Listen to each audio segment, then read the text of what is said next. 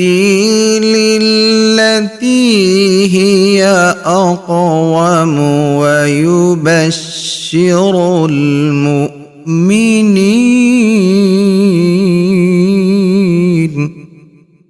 ويبشر المؤمنين الذين يعملون الصالحات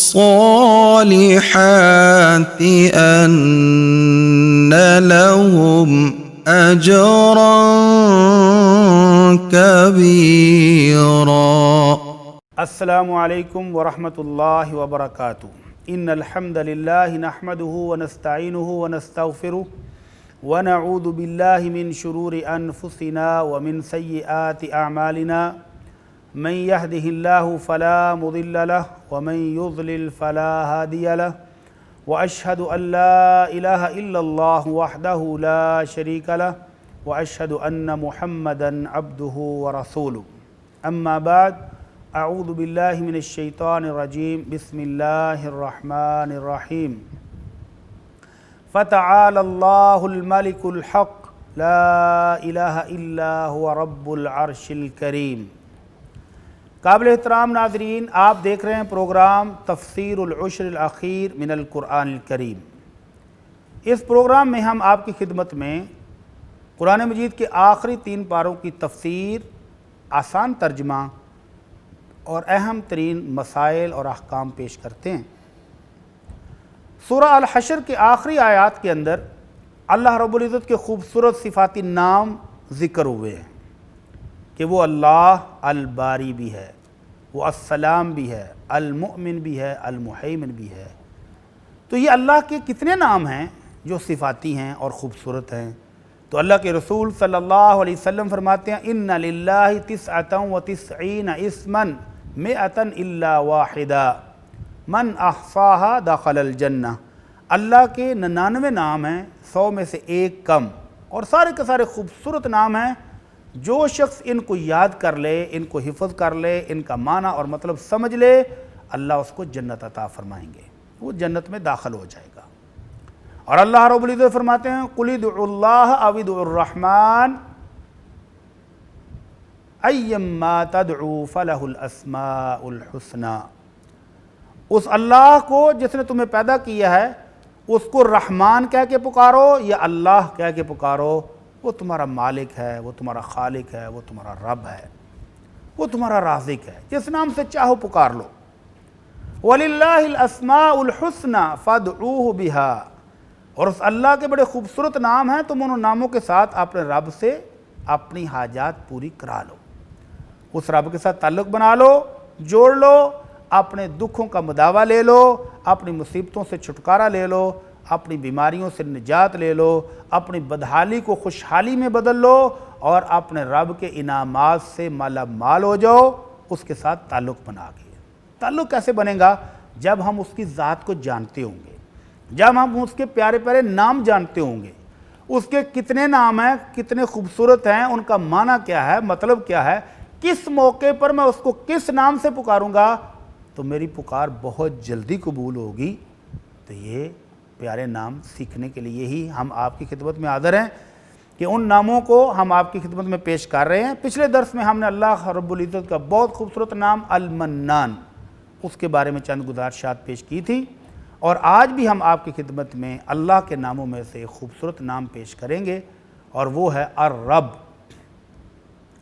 الرب کا مطلب ہے کہ وہ ہستی، وہ ذات جو اس پوری کائنات کو بنانے والی ہے، پیدا کرنے والی ہے، اس کو رزق دینے والی ہے. انسانوں کو، جنوں کو وہ پالتا ہے، زندگی بھی دیتا ہے اور موت بھی وہی دیتا ہے. کسی کی عزت اور شان میں اضافہ ہو رہا ہے اور کسی کو وہ مزہ چکھا رہا ہے. تو یہ سارے کام اس ایک الرب کے ہاتھ میں ہیں. پوری کائنات کے اندر تصرف.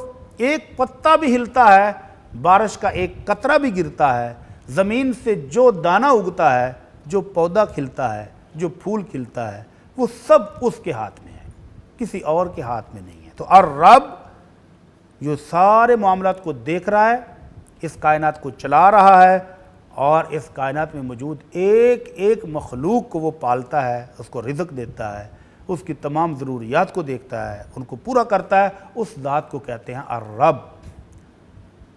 فتعال اللہ الملک الحق، وہ اللہ بہت بلند ہے، وہ سچا ہے۔ لا الہ الا هو رب العرش الکریم، اور وہ عرش کریم کا بھی رب ہے۔ رب السماوات والارض، وہ آسمان و زمین کا بھی رب ہے۔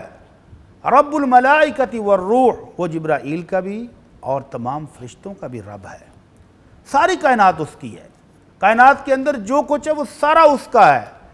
تو جو بندہ اپنے رب کو پہچان لے، جو انسان اپنے رب کے ساتھ تعلق بنا لے، جو سمجھ لے کہ میرا ایک رب ہے جس نے مجھے دنیا میں بھیجا ہے، میری ساری ضروریات اس کے خزانوں میں موجود ہیں، اس کے خزانے لبریز ہیں اور وہ عطا کر رہا ہے، تو وہ مالا مال ہو جاتا ہے۔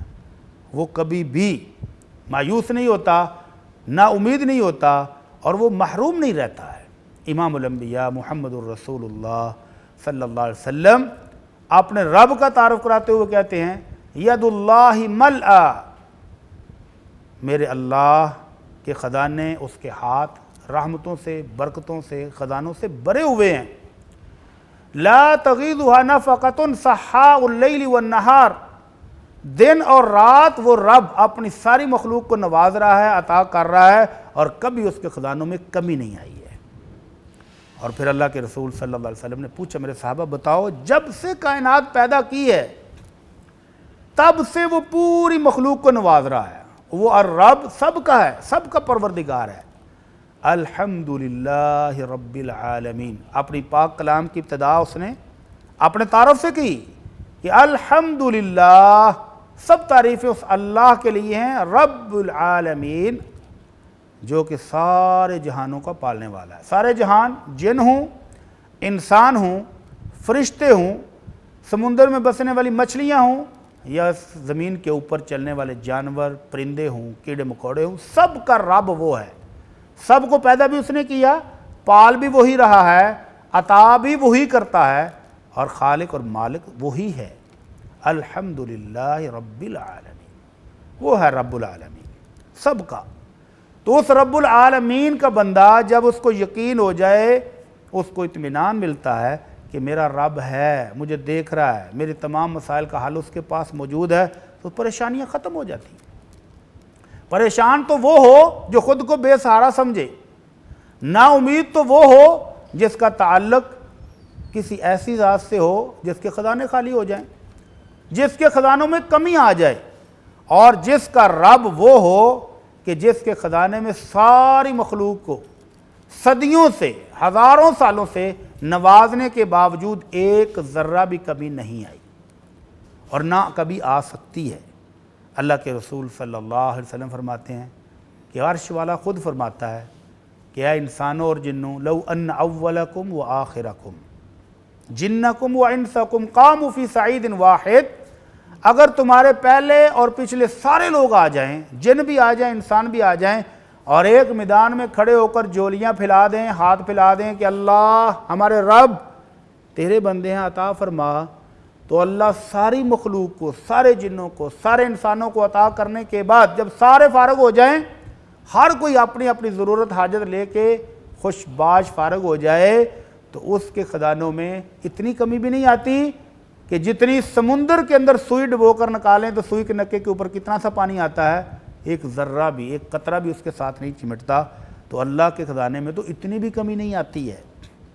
تو وہ ہے الرب، رب العالمین، رب السماوات والارض، رب الملائکۃ والروح، سب کا رب وہ ہے۔ تو اس رب سے تعلق بنا لیں، جس کا تعلق اس سے ہو جائے وہ دنیا کے تمام تعلقات سے مستغنی اور بے نیاز ہو جاتا ہے۔ اس کو در در کی ٹھوکریں نہیں کھانی پڑتی، اسے گلی گلی کوچے کوچے سر نگوں نہیں کرنا پڑتا، وہ باوقار ہو کر اطمینان کے ساتھ باعزت طریقے سے زندگی بسر کرتا ہے۔ تو اس رب کے ساتھ تعلق بنائیے، اللہ ہم سب کو توفیق عطا فرمائے۔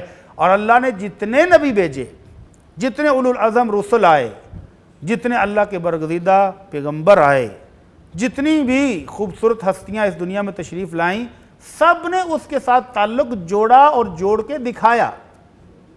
اگر کبھی تکلیف آئی، کبھی امتحان آ گیا، کبھی مشکل آ گئی، تو فوراً الرب کی طرف رجوع کر کے دکھایا کہ یہی ہے تمہارا سہارا، یہی ہے تمہارا ملجا اور ماوا، یہی ہے وہ ہستی جس کے پاس آ کر تم اپنی بدحالی کو خوشحالی میں بدل سکتے ہو، بیماریوں کو شفا میں بدل سکتے ہو، تندرستی لے سکتے ہو، سلامتی لے سکتے ہو، عافیت لے سکتے ہو، اپنے نقصان کو نفع میں بدل سکتے ہو، اپنی مشکلات سے نجات پا سکتے ہو۔ اس رب کے پاس آ جاؤ۔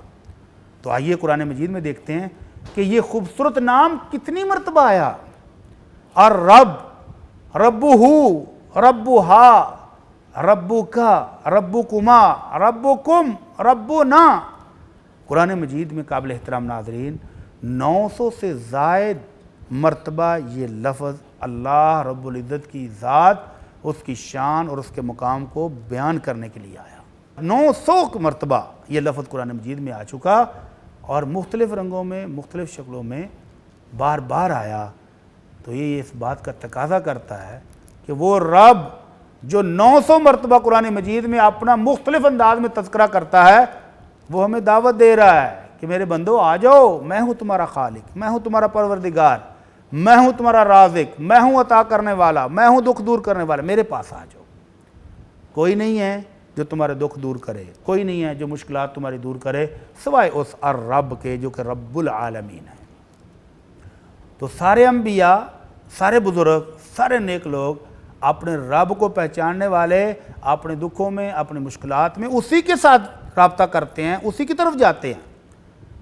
ہمارے ابا جان آدم علیہ السلام مختصر سی خطا، لیکن خطا جس کی اس ذات کے لحاظ سے وہ بہت بڑی خطا تھی، جنت سے دیس نکالا ملا، زمین میں آ گئے اور اب حکم یہ ہوا کہ محنت کیجئے اور واپس اپنا کھویا ہوا مقام لے لیجئے۔ فوراً احساس ہوا کہ جو نعمتیں، جو انعامات، جو احسانات میرے رب نے مجھے دیے تھے میں ان سے محروم ہو گیا ہوں، تو فوراً رجوع کیا، ربنا ظلمنا انفسنا وَإِن لَمْ تَغْفِرْ لَنَا وَتَرْحَمْنَا لَنَكُونَنَّ مِنَ الْخَاسِرِينَ۔ اے ہمارے رب، زیادتی ہم سے ہو گئی، ظلم ہم نے خود ہی کر لیا ہے اپنی جانوں پر، اور اگر اب تو نے بھی معاف نہ کیا، تو نے بھی درگزر نہ کیا، تو نے بھی یہ غلطی نہ بخشی تو کدھر جائیں گے؟ اللہ تیرے سوا ہمارا ہے کون؟ تو اللہ رب العزت نے اپنے بندے کی دعا قبول کر لی، گناہوں کی معافی دے دی، بخشش کر دی، اور دوبارہ وہی جنت جو مقام اور مرتبہ ملا ہوا تھا وہی عطا کر دیا۔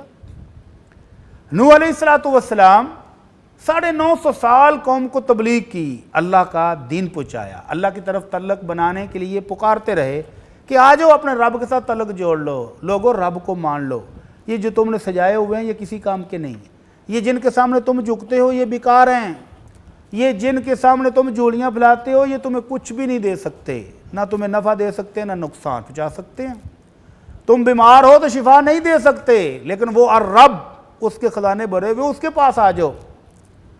نہیں مانی قوم، تو دعا کر دی، رب اغفر لی ولوالدی ولمن دخل بیتی مؤمنا وللمؤمنین والمؤمنات۔ اے اللہ مجھے بھی معاف فرما دے، میرے والدین کی بھی بخشش فرما دے، اللہ جو مومن ہو کر، اے اللہ جو تجھے رب مان کر میرے گھر میں آ جائے اس کو بھی معاف کر دے، اللہ جو تجھے اپنا رب مان لے، مومن ہو جائے تو وہ مرد ہو یا عورت، اللہ اس کو معاف فرما دے۔ تو بالآخر اپنی امت کو یہ سبق دیا کہ تمہارا آخری ٹھکانہ، آخری ملجا اور ماوا اور تمہارا سہارا وہ الرب ہے جس نے تمہیں پیدا کیا، اسی کی طرف جاؤ، اسی سے دعائیں مانگو، اسی کے سامنے جولیاں پھیلاؤ اور اسی سے اپنی درخواستیں اسی کے سامنے پیش کرو۔ تو قابل احترام ناظرین، ہم دیکھتے ہیں کہ اللہ کے جلیل القدر انبیاء کرام، اس کے اولو العزم رسل اس کے سامنے ہی التجائیں رکھ رہے ہیں، جو دراصل ہمیں درس ہے، جو ہمیں سبق ہے، جو ہمیں نصیحت ہے کہ تم بھی ادھر ادھر مت جانا، ادھر ادھر کی کوئی ہستی تمہارے کسی کام نہیں آنے والی، لا یضرکم ولا ینفعکم، نہ نفع دے سکتے ہیں تمہیں نہ نقصان دے سکتے ہیں، مت ڈرو ان سے، مت خوف کھاؤ ان سے، یہ نقصان نہیں پہنچا سکتے اور نفع تو دے نہیں سکتے، تو پھر کس کے پاس آؤ؟ رب العالمین جو تمہارا رب ہے اس کے پاس آ جاؤ۔ سلیمان علیہ السلام اپنے رب کے سامنے جولی پھیلاتے ہیں اور بڑے خوبصورت انداز سے، اور مانگا بھی وہ جو ان سے پہلے کسی نے نہیں مانگا تھا، یعنی وہ المنان، الوہاب، الرزاق، الجواد، الکریم، وہ جو اس کے خزانے بھرے ہوئے ہیں، لبریز ہیں، جو بہت عطا کرنے والا ہے، جس کے احسانات انگنت ہیں، جس کے انعامات بے شمار ہیں۔ سلیمان علیہ السلام نے بڑی خوبصورت دعا کی اور ایک انوکھی چیز مانگی۔ کیا کہا؟ رب اغفر لی وہب لی ملکا لا ينبغی لأحد من بعدی، اے اللہ مجھے معاف فرما دے۔ عاجزی کے ساتھ دعا کر رہے کہ اللہ معاف فرما دے، اگر کوئی غلطی ہو جائے تو بخش دینا، لیکن اللہ التجا یہ ہے، اپلیکیشن یہ دے رہا ہوں کہ مجھے بادشاہی ایسی چاہیے کہ میرے بعد ویسی بادشاہی کسی کو نہیں ملے۔ تو المنان، رب العالمین، رب السماوات والارض، الجواد، الوہاب، الرزاق، الغنی، وہ جس کی ساری ہی شان ہے، جس کا سارا ہی مقام اور مرتبہ یہ ہے کہ وہ المنان ہے، بہت عطا کرتا ہے، الغنی ہے، خزانے لبریز ہیں، الوہاب ہے، بہت عطا کرتا ہے، الجواد ہے، جس کے احسانات ختم نہیں ہوتے ہیں، الکریم، معزز ہے، خالی ہاتھ لٹاتے ہوئے حیا کرتا ہے۔ تو اس نے اپنے بندے کی یہ دعا قبول کر لی اور پھر ایسی بادشاہت دی، ایسی بادشاہت کہ تا قیامت کسی اور کو نہیں ملے گی۔ کیسی بادشاہت کہ جن بھی مزدوری کر رہے ہیں ان کے حکم پر، انسان بھی ان کے حکم کے تحت، پرندے کی بھی ان کی ڈیوٹیاں کر رہے ہیں، ساری قوم جو اس وقت موجود ہے، ساری مخلوق ان کی بادشاہت میں ان کے تابع فرمان، اور ہوا بھی ان کے لیے ہوائی جہاز کا کام دے رہی ہے، جدھر کو جانا ہے چلو پورے لشکر سمیت چلتے ہیں۔ ہوا مہینوں کا سفر چند گھنٹوں میں طے کر کے اور سلیمان علیہ السلام کی خدمت کرنے پر مامور ہے۔ ایسی شاندار بادشاہی کہ امام الانبیاء محمد الرسول اللہ صلی اللہ علیہ وسلم رات کو نماز پڑھ رہے تھے، تہجد پڑھ رہے تھے، تو ایک سرکش جن نے آ کر آپ کی نماز خراب کرنے کی کوشش کی۔ تو اللہ کے رسول صلی اللہ علیہ وسلم فرماتے ہیں میں نے پکڑ لیا اور میرا دل چاہا کہ میں اس کو مسجد کے ستون کے ساتھ باندھ دوں، اور صبح جب تم آؤ گے تو سب اس کو دیکھنا۔ لیکن پھر مجھے یاد آ گیا کہ میرے بھائی سلیمان نے دعا کی تھی کہ اللہ جو بادشاہی مجھے ملے کسی اور کو نہیں دینا، تو میں نے اپنے بھائی کی یہ بادشاہت انہی کے لیے رہنے دی اور اس کو میں نے چھوڑ دیا۔ تو ایسی شاندار بادشاہی بھی مل سکتی ہے، ایسا خوبصورت خزانہ اور ایسی انمول نعمتیں بھی مل سکتی ہیں، کس سے؟ جو خود اپنا تعارف کراتا ہے رب العالمین، رب السماوات والارض، رب الملائکۃ والروح، اس سے مل سکتی ہیں۔ اس کے بعد خزانے ہیں، اس کے پاس آ جاؤ۔ عیسیٰ علیہ السلام کی قوم، لاڈلی قوم، مطالبہ کیا کہ آسمان سے آئے ہمارے لیے بہترین کھانا، ناشتہ، ڈنر، لنچ، ہمارے لیے دسترخوان آسمان سے آئے، جنت سے آئے تو پھر ہم آپ کو مانتے ہیں۔ قوم کے مطالبے کے سامنے اللہ کے نبی نے ہاتھ پھیلائے، اے اللہ، اللہم ربنا، اے اللہ تو ہمارا رب ہے، اللہ تیرے بندے ہیں، تو پالنے والا ہے، تو رزق دینے والا ہے، انزل علینا مائدۃ من السماء، اے اللہ میری قوم مطالبہ کر رہی ہے کہ جنت سے کھانا آنا چاہیے، جنتی کھانے کھانا چاہتے ہیں، تو اللہ نازل فرما دے، اور اللہ نے نازل فرما دیا۔ موسیٰ علیہ السلام نے اپنے لیے اور اپنے بھائی کے لیے رب العالمین سے ایک التجا کی، ایک دعا کی، اور بڑے خوبصورت الفاظ، اور یہ سارے قرآن مجید میں اس لیے مذکور ہیں کہ ہم بھی یہ دعا یاد کر لیں، اور یہ سٹائل یاد کر لیں، یہ طریقہ یاد کر لیں، اور یہ سٹائل اپنا کر اپنے رب سے اپنی حاجات لے لیں، اپنی ضروریات لے لیں۔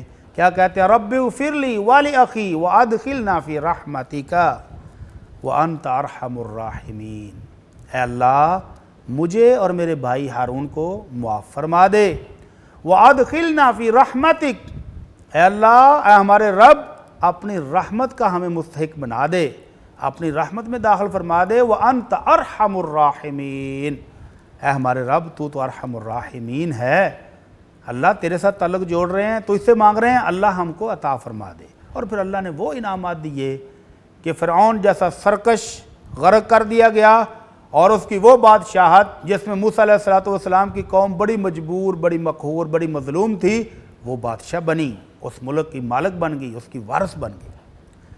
تو اپنے رب سے مانگتے رہنا چاہیے، مانگتے رہنا چاہیے، اور مانگنے کے ساتھ ساتھ جو عمل کریں اس رب کو راضی کرنے کے لیے، اس کے بھی حقوق ہیں۔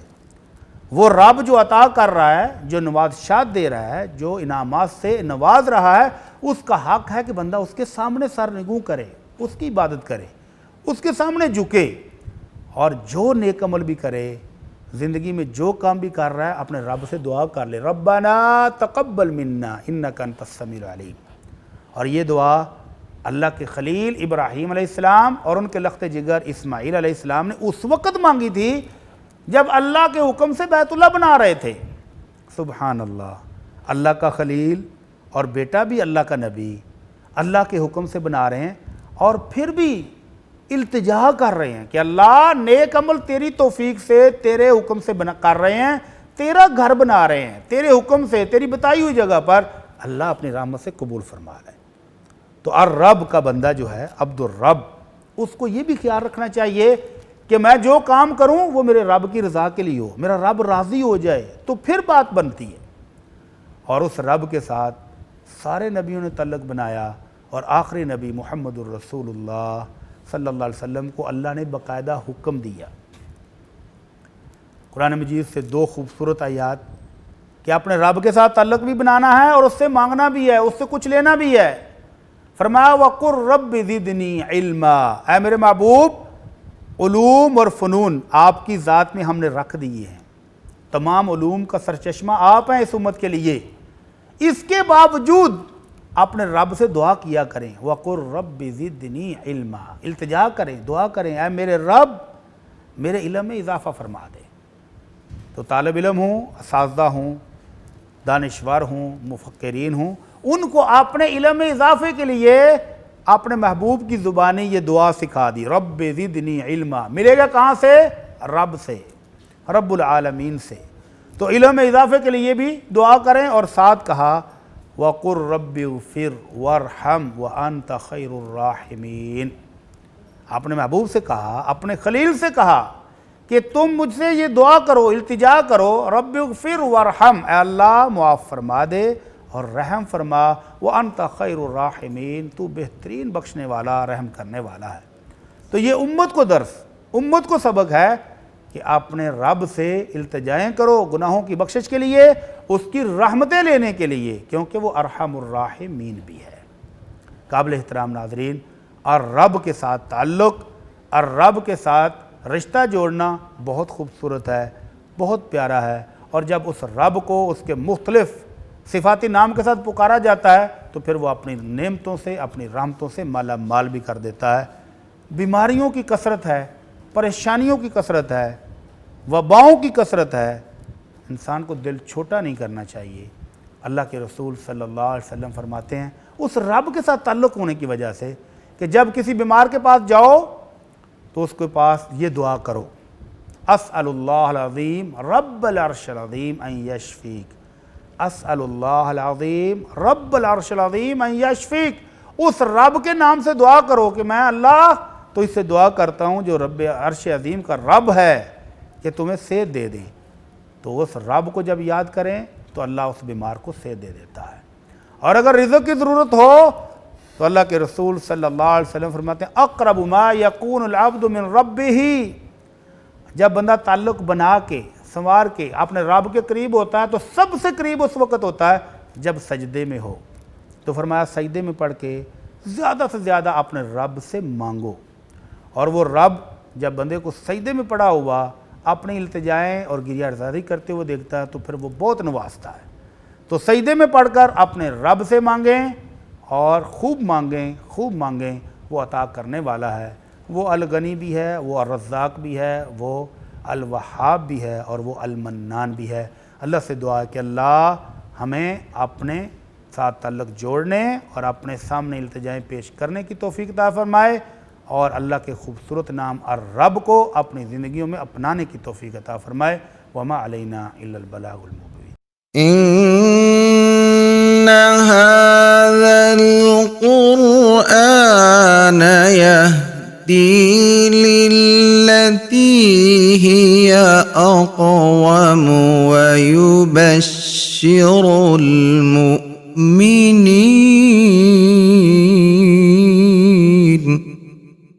ويبشر المؤمنين الذين يعملون الصالحات أن لهم أجرا كبيرا.